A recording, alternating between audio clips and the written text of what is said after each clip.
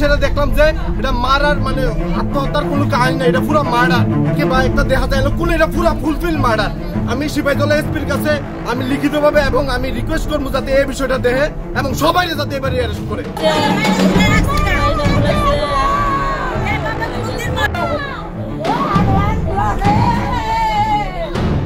বাড়িতে শান্তি হয়েছে না, দিনের পর দিন অত্যাচার করছে সবাই মিলে তারা মাইরা এরা ঝুলে আছে, এটা আমরা বক্তব্য।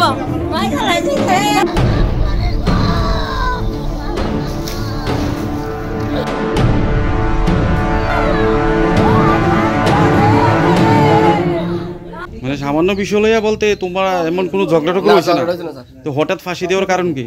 এটা আমি করতেলাম না স্যার, আমি আমলের পথ দিছি, আমলে গেছি, তারা রুটে গেছি, এরপর আইলি এমন তোমার নাম কিটা? তোমার বোন নাম? পার্বতী দেবনাথ ব্র্যাকেট বর্মন। বিয়ে করছো কোনো? ও ছেলে কই মেয়ে? 2 ছেলে 1 মেয়ে। 2 ছেলে 1 মেয়ে। কত বছর সে বিয়ে করছে? 10 বছর। 10 বছর। এটা কি ফাঁসি কি দিন হয়ে দিছে? তুমি তখন ওই বাড়িতে আর কেউ আসতো না? আসলে আমার মাই আসলো, পোলা আসলো, বাতিজা আসলো, বাতিজা নদীতে চাষ করতো। এবার আমার জিয়ে দেখছে যে